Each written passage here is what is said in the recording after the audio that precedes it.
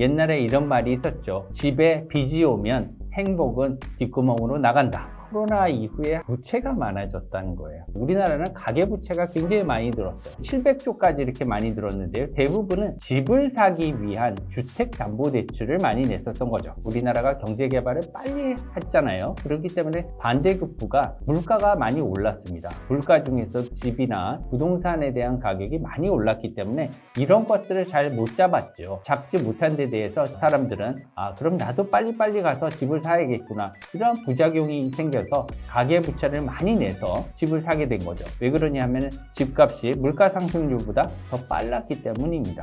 그래서 우리나라는 가계부채 상승률이 세계에서 1, 2, 3위를 다투는 그런 나라가 된 겁니다. 시청자 여러분 안녕하세요. 변정규입니다. 저는 미즈호은행이라는 일본계 은행에서 일을 하고 있는데요. 주로 딜링룸에서 금리와 환율, 여러 가지 상품들을 가지고 거래를 하는 업무에 치중해 왔습니다. 이렇게 여러분들과 만나게 돼서 반갑고요. 앞으로도 좋은 주제를 가지고 재밌게 편하게 이렇게 얘기하는 시간을 갖고 싶습니다. 요새 이제 많은 분들이 고물가에 대한 부담으로 힘들다는 얘기를 많이 하시는데요. 물가가 올라간 원인과 앞으로의 금리 전망 어떻게 보고 계신가요? 네, 물가가 올라간 이유는요. 간단합니다. 코로나가 발생해서 그렇습니다. 코로나가 발생을 했는데 왜 물가가 올랐냐고요? 돈을 많이 풀어서 그렇습니다. 왜 그러냐 하면 코로나는 팬데믹이고 병원균이 이렇게 살포돼서 모든 사람들이 경제활동을 할 수가 없게 됐습니다.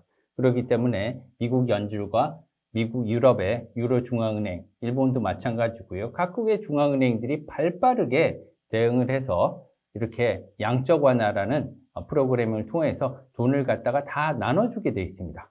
나눠주게 되니까 돈이 많이 풀렸죠. 이것을 양적 완화라고 합니다. 돈이 굉장히 많이 풀렸기 때문에 예전에는 돈이 시중에 1000억이 있었다면 이제는 2000억, 3000억 같이 이렇게 훨씬 많이 풀리게 된 거죠.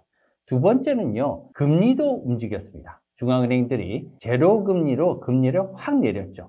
이렇게 금리를 내렸기 때문에 또한 사람들이 금리 부담에서 자유로울 수가 있었지만 이것 때문에 사람들이 금리 부담이 없었기 때문에 더 많은 돈을 편하게 빌릴 수 있게 된 거죠. 그래서 돈이 많아졌고 금리도 인하됐기 때문에 모든 생활에 있어서 편리한 양적 완화라는 시스템이 이루어지게 된 거죠. 한편으로는 이것들 때문에 돈이 많이 풀리게 되고 돈을 쉽게 빌릴 수가 있었기 때문에 사람들이 조금 이제 돈을 흥청망청 쓰게 되는 그런 상황이 일어나게 되고요. 이것들 때문에 물가가 굉장히 불안해지게 된 겁니다. 그래서 물가가 굉장히 올랐기 때문에 이것 또한 잡게 중앙은행들이 다시 금리를 조정하는 그런 단계에 오게 된 것입니다. 그럼 가계부채가 7개월 연속 증가세이고 700조를 돌파했다고 합니다. 높은 부채 수준의 의미는 무엇라고 평가하시는지, 그리고 이제 서민들한테 이것이 미칠 영향은 어떤 건가요? 네, 코로나 이후에 한 가지 또 변화가 부채가 많아졌다는 거예요. 부채가 이렇게 많아진 거는 양적 완화, 제로금리 때문에 쉽게 돈을 빌릴 수 있기 때문이라고 말씀을 드렸는데요. 쉽게 돈을 갖다가 많이 빌릴 수가 있었어요. 하지만 이것을 갚을 때는 굉장히 힘듭니다. 옛날에 이런 말이 있었죠. 집에 빚이 오면 행복은 뒷구멍으로 나간다.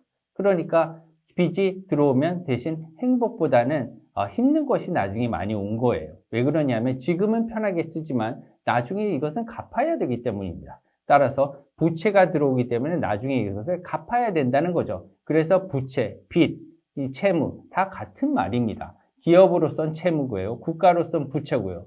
가계로선 빚이라고 하는 거죠. 다 같은 말이죠. 그런데 이것은 정부 부채가 있고요. 가계 부채가 있습니다. 사람들이 자기가 집에서 먹고 살고 그다음에 여러 가지 사업을 하기 위해서 이것을 빌리는데 이것을 개인 부채, 가계 부채라고 하는데 우리나라는 가계 부채가 굉장히 많이 늘었어요.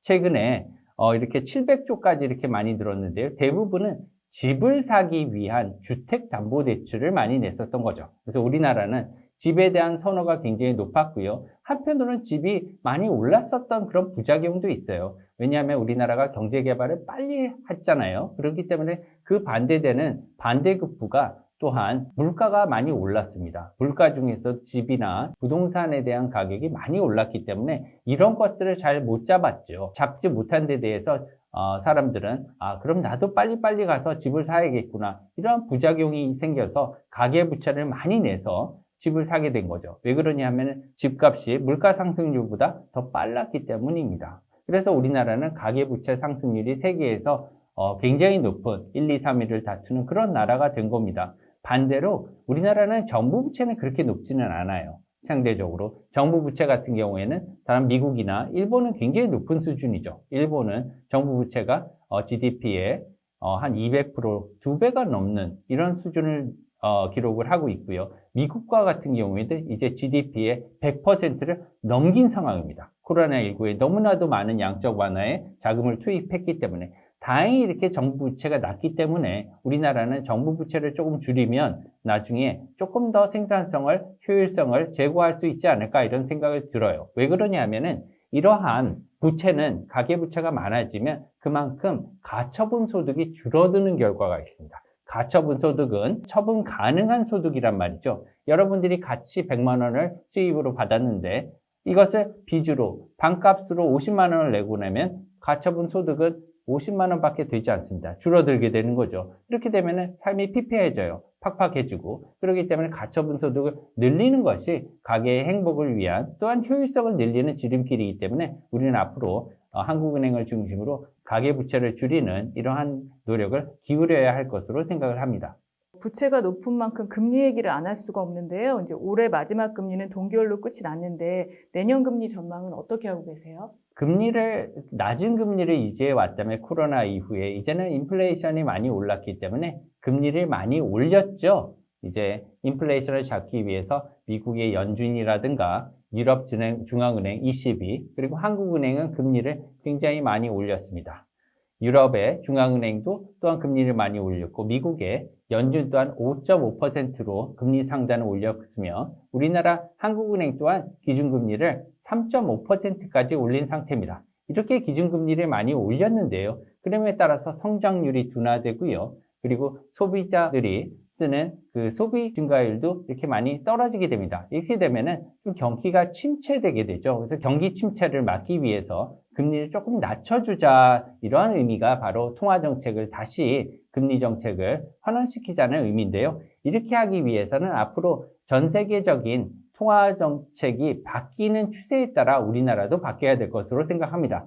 근데 이번에 나온 미국의 PC 개인 소비 지출 증가율이 많이 좀 떨어졌어요. 저번 달 10월 말 기준으로 해서 이게 3% 그리고 근원 물가 수준이 3.2%까지 갔었는데 이번 달 11월 말에는 이것이 2.6% 또한 근원 물가 수준도 3.1%까지 이렇게 내려왔기 때문에 많이 떨어진 것으로 집계가 됐거든요. 이것은 뭐냐면 앞으로 미국의 금리 인하가 좀 더 빨라질 수 있다 이렇게 생각할 수 있는 근거가 됩니다. 따라서 유럽 또한 이번에 물가가 많이 떨어졌었죠. 10월 말 기준으로 2.4%까지 미국의 유럽의 CPI 물가 상승률이 2.4%까지 이렇게 떨어졌기 때문에 앞으로 유럽의 기준금리도 많이 떨어질 것이다 이렇게 예상을 하고 있어요. 심지어 유럽의 금리 인하가 미국보다 더 빠를 수도 있다 이렇게 전망하는 사람들도 많습니다. 그렇기 때문에 최근에 유럽의 통화인 유로화가 강세를 나타냈죠. 달러에 대비해서. 이것은 뭐냐면 유로화가 그만큼 경기 침체를 피하기 위해서 금리 인하를 좀 빨리 단행할 수도 있다는 겁니다. 우리나라 한국은행도 이러한 추세에 발맞추어서 앞으로 금리 인하를 단행할 것으로 전망을 하고 있습니다. 경제 성장률이 1%대에 진입을 하고 경제 성장률 저하의 원인이 이제 인구 감소, 지정학적 위치, 그다음에 수출 등과 관련이 있다고 하는데요. 앞으로 전망은 어떻게 보고 계세요? 네, 한국의 전망이 이렇게 부정적이다. 2024년 성장률이 채 2%가 안 될 것이다. 이런 전망들이 많이 있습니다. 앞으로 저는 그래도 희망을 갖고 긍정적으로 보고 싶습니다. 우리나라는 항상 이렇게 국민성 자체가 모든 것을 이겨내고 그리고 힘든 와중에서 이것을 이겨내고 그 다음에 더 좋게 만드는 그런 악착 같은 성질을 가진 근면한 그런 민족으로 저는 생각하고 있어요. 그래서 한 해도 어렵지 않은 때가 없었습니다. 이때까지 항상 어려워왔죠. 저희 아버지 시대부터 시작해서 제가 일할 때까지 내년은 항상 핑크빛이야 이럴 때가 한 해도 없었습니다. 그럴 때마다 우리는 이겨냈기 때문에 긍정적인 마인드를 가지고 이번에도 이겨냈으면 좋겠다 이런 생각을 하고 있고요. 반면에 우리가 이것을 이겨내기 위해서 현재의 금융 경제 상황을 정확하게 인식하고 이것을 우리가 대비하는 것이 굉장히 중요하다고 생각합니다. 현재 우리나라가 닥친 문제는 모든 선진국이 앞에서 미리 경험했던 문제라고 생각합니다. 특히나 우리나라가 최근에 선진국으로 접어들었습니다. 그렇기 때문에 경제 구조나 산업 환경이 예전과 많이 바뀌었습니다. 비용이 많이 증가하고요. 임금도 많이 올랐고요. 특히나 수출 품목에 대해서도 경쟁력이 이제는 가격 경쟁력뿐만이 아니라 품질 자체, 그리고 특히나 고부가가치 산업으로 바뀌어야 되는 이런 상황에 맞이하게 된 거죠. 그렇기 때문에 앞으로는 우리나라는 선진국의 일원으로서 선진국의 그러한 경제 상황에 맞춰서 고도 성장을 이루어야 하는 두 가지의 그러한 책무를 안게 됐습니다. 이것은 쉽지 않은 일이에요. 이런 것 때문에 미국과 일본, 유럽 등 여러 가지 선진국도 이러한 성장률 정체의 문제에 맞닥뜨리게 된 겁니다. 성장률 정체를 극복하기 위해서는 산업 전체가 고부가가치 산업으로 고도화를 실시해야 되고요. 특히나 인구 정체 같은 그런 문제도 우리가 해결을 해야 되겠지만 산업 전체의 효율성을 더욱 제고시키는 데 굉장한 역량을 집중시켜야 될 것 같습니다. 예를 들면은 의사라든가 여러 가지 그 한쪽에 선호하는 데만 이렇게 인력이 재편되는 것은 바람직하지 않다고 생각합니다. 소외된 분야에서도 많은 관심을 가지고 전 분야에 걸쳐서 효율적으로 균형 있는 발전을 가지고 갈 때 우리나라가 선진국 중에서도 더 높은 성장을 가지고 갈 수 있는 그런 기회를 창출할 수 있을 것이라고 생각하고요. 이런 측면에서 우리나라가 효율적으로 자원 배분을 하고 인력을 배분할 수 있는 이런 사회 구조로 우리가 차츰 발전해 나가기를 기원합니다.